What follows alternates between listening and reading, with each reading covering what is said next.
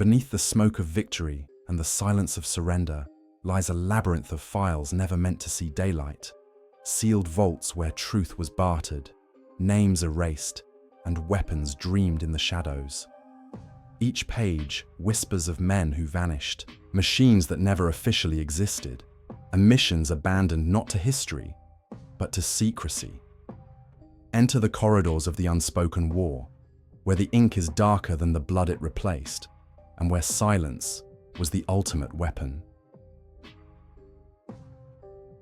In April 1945, as the Third Reich collapsed under the dual hammer blows of the Red Army from the east and Allied forces from the west, a covert British directive codenamed Operation Eclipse quietly shifted from the broad objective of occupying Germany to the precise and urgent task of seizing archives, weapons prototypes, and individuals deemed vital to post-war intelligence control.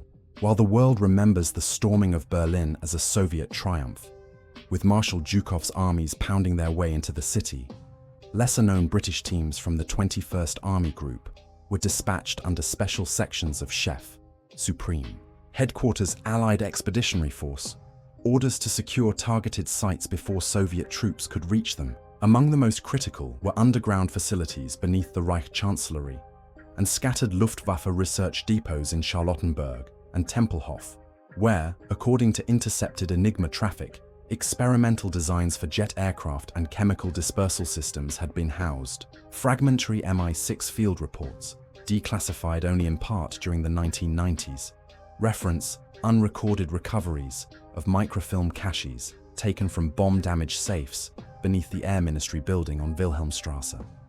These reels contained schematics for an advanced Messerschmitt jet variant, the P.1101, as well as documents tied to IG Farben's covert research into nerve agents synthesized in captured facilities at Die Herrenfurth. Allied accounts filed through official channels list only the seizure of common munitions records, yet parallel memoranda stamped "most secret, not for distribution" describe items marked with a distinctive double eagle insignia and the codename Smaragd, believed to denote a special series of dispersal units designed for aerial release of chemical compounds over battlefield or urban targets.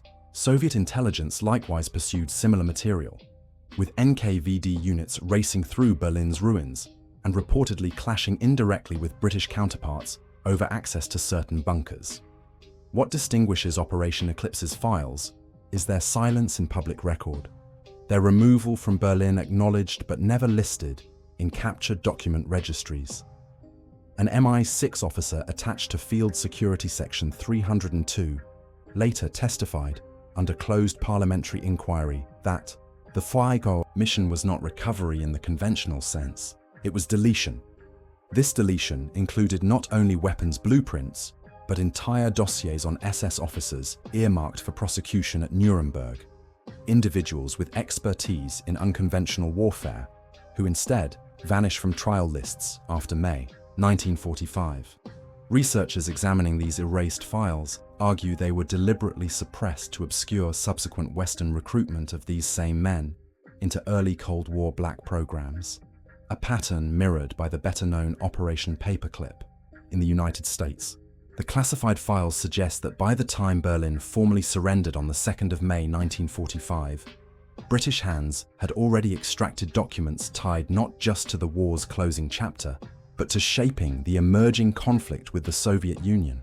A cache discovered in 1967 in a disused MOD strongroom contained fragments of these microfilms, including references to biological experiments, subjected populations, Silesia sector, indicating that Allied intelligence recovered not just technical plans, but direct evidence of human experimentation conducted under SS authority in annexed Polish territories. None of these references appeared in tribunal evidence, and their omission raises the possibility that Operation Eclipse's true function was to ensure certain crimes never entered the historical record, protecting both the perpetrators who would later serve Western interests and the fragile alliances required to stabilize post-war Europe. Today, historians piecing together the story of Eclipse see not merely a military maneuver, but a deliberate concealment, an erasure buried beneath the rubble of Berlin alongside the victims whose suffering was deemed expendable in the geopolitical transition from World War to Cold War. In the unforgiving Arctic winter of late 1942, amid the desperate struggle to keep the Soviet Union supplied with material under the Lend-Lease program, records emerge of a convoy that officially never existed. Codenamed Seva-7 in fragmentary Soviet naval logs, yet absent from every British Admiralty ledger of the era. The Arctic convoys, famously designated PQ and QP, endured horrific losses to German U-boat Wolfpacks and Luftwaffe bombers based in Norway. But Seva-7 appears in none of those enumerations. Instead, surviving documents, most discovered in a Moscow archive in the early 1990s after the fall of the Soviet Union, describe an unregistered flotilla that departed Loch Ewe, Scotland, in November 1942 under extreme secrecy. The Soviet records note unusual cargo manifests, sealed containers of uranium oxide, crated components for experimental radar jamming equipment, and consignments labelled in British code as non-munitions research stores. No surviving British files acknowledge these shipments, though decrypted German signals traffic from the Bletchley Park archive contains scattered references to a Schattenzug, shadow convoy, intercepted near Bear Island and pursued by elements of the Kriegsmarine's 11th U-boat flotilla. One decrypted message, dated the 27th of November 1942, records Admiral Karl Dönitz ordering U-255 and U-354 to break contact without surface confirmation, implying an encounter that defied standard reporting. What befell Seva-7 remains obscured, though survivor testimony collected decades later from Russian divers points to a grim fate. In 1974, a Soviet Navy salvage operation off the Kola Peninsula located the wreckage of 2 merchant vessels bearing no official convoy markings, their holds still containing sealed crates with radiation warning symbols decades before such labeling was standardized. The divers, according to restricted Soviet Ministry of Defense bulletins, reported corroded containers, some breached, exhibiting residual particulate contamination. The operation was abruptly terminated, and all findings were classified until the late 1980s. In Britain, silence surrounds the episode. Admiralty War Diaries for November 1942 make no reference to missing tonnage outside the losses already recorded for Convoy PQ-17 earlier that year, yet discrepancies emerge when shipyard records in Glasgow and Newcastle reveal vessels completed and commissioned in autumn 1942 that disappear from registries without recorded sinkings. The prevailing theory among independent historians is that Seva-7 was organized as a clandestine Anglo-Soviet technology transfer outside standard Lend-Lease oversight, aimed at accelerating Soviet counter-radar measures and nuclear research programs. If so, it would explain the extreme secrecy, the omission from Allied shipping logs, and the rapid intervention of German naval forces, seemingly pre-briefed on the convoy's existence. How the Kriegsmarine acquired such intelligence remains unanswered, though some suspect leaks from compromised British cipher offices. The most chilling aspect, however, lies in post-war Soviet testimony. In 1988, a retired officer of the Northern Fleet, Captain Sergei K., described survivors from the wrecks being interrogated at Murmansk. Merchant sailors who spoke of Allied divers recovering crates marked with chemical hazard insignia before scuttling the ships deliberately to conceal the cargo. None of these men appeared in veterans' roles, and their names vanish from Red Army records after 1943. What began as a logistical anomaly has since taken on the shape of deliberate erasure. A convoy erased from Allied memory, yet preserved.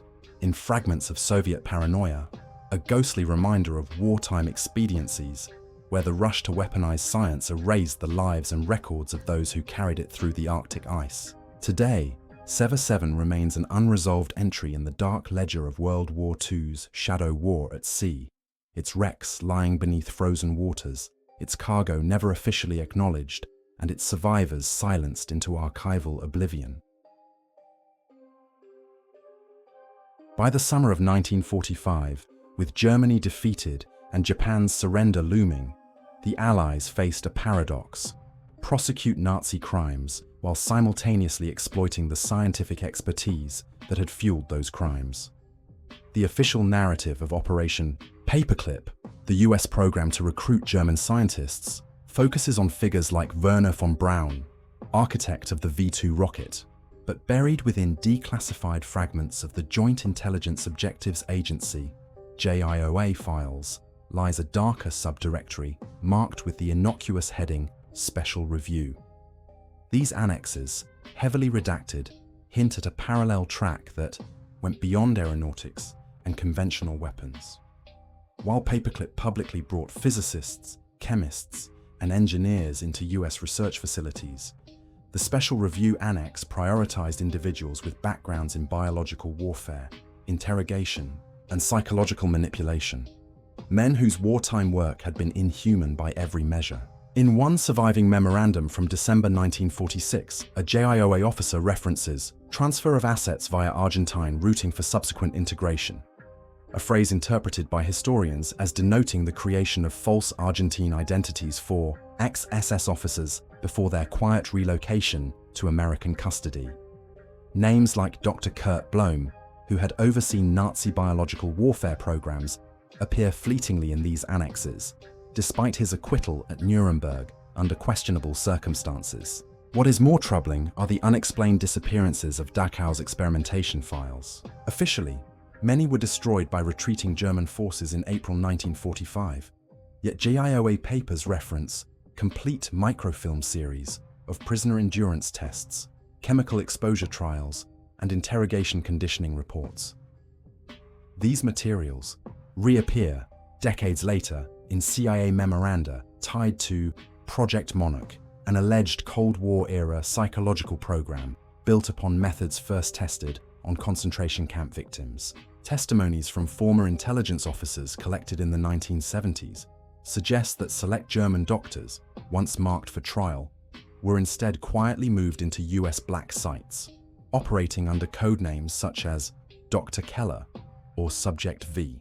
Their work centered on behavioral influence, employing sensory deprivation, electroshock, and chemical manipulation, techniques that mirror both the Dachau experiments and later practices attributed to MK-Ultra.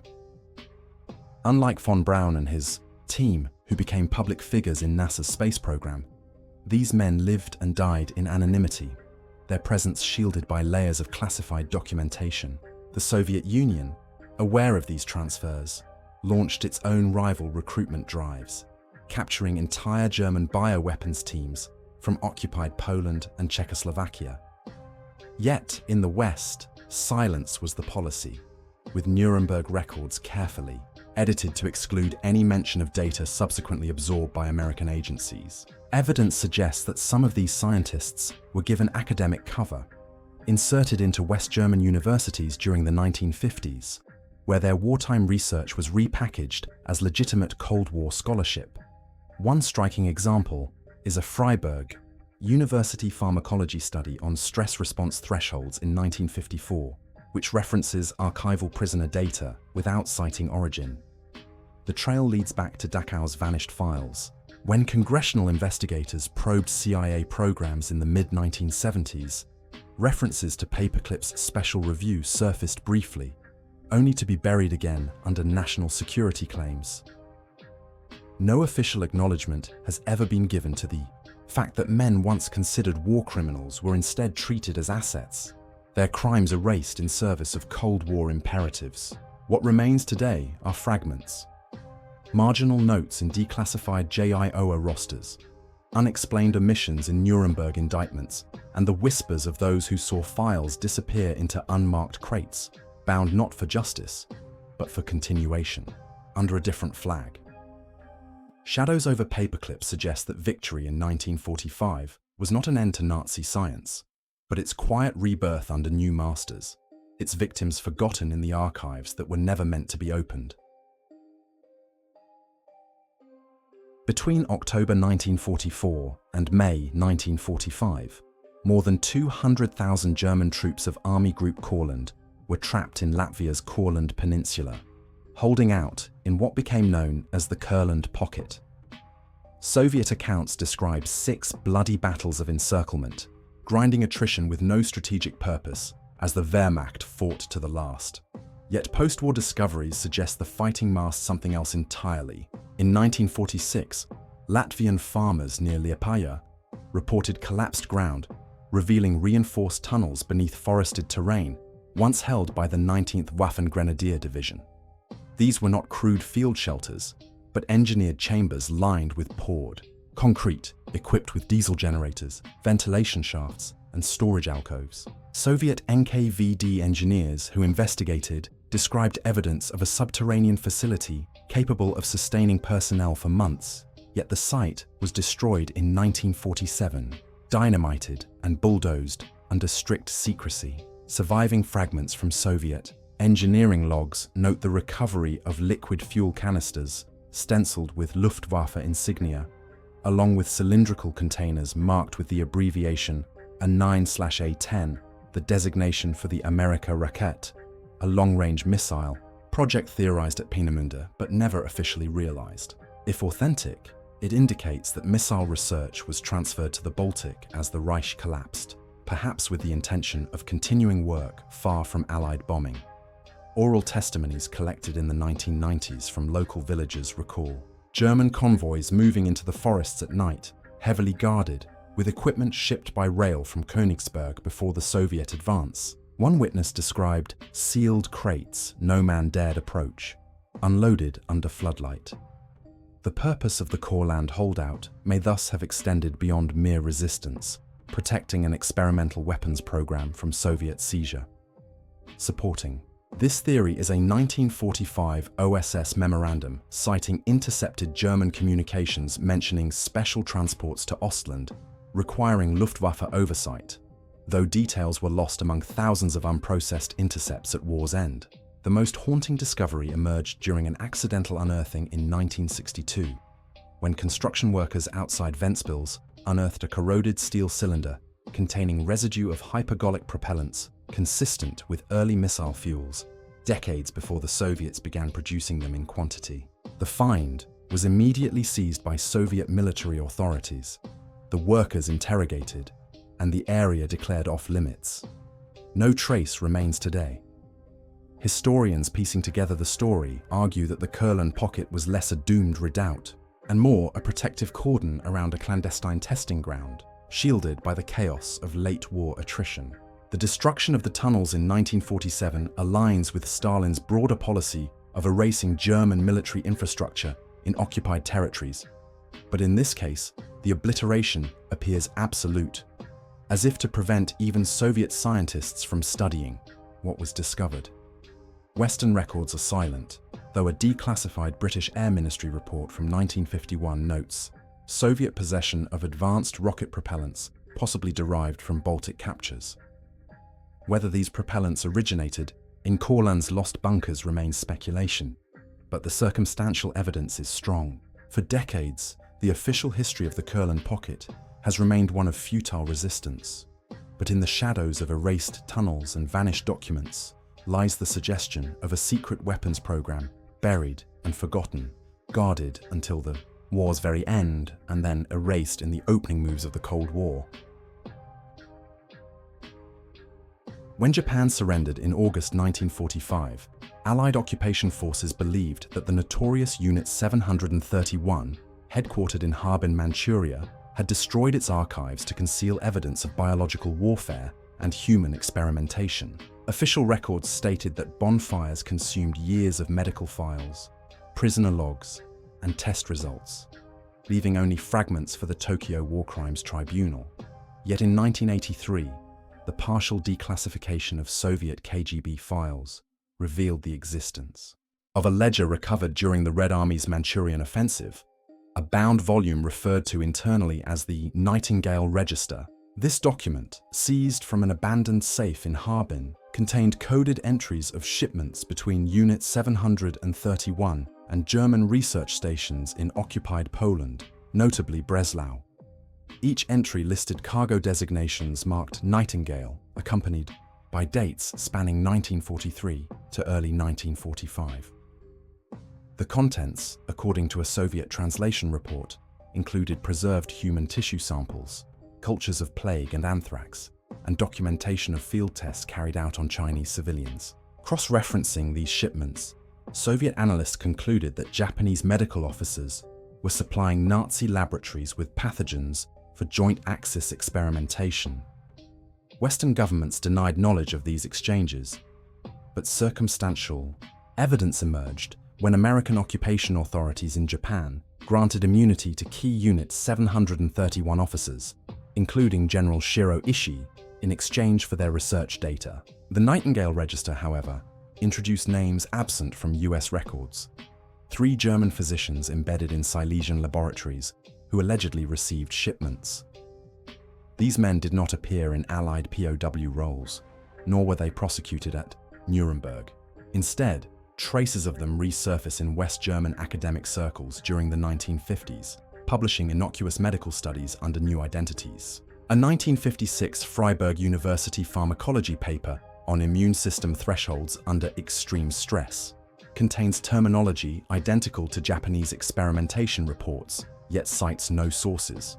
In 1949, the Soviets conducted their own war crimes tribunal in Khabarovsk, exposing Unit 731's atrocities in detail, but the Nightingale Register was never introduced, likely withheld as leverage in Cold War intelligence bargaining.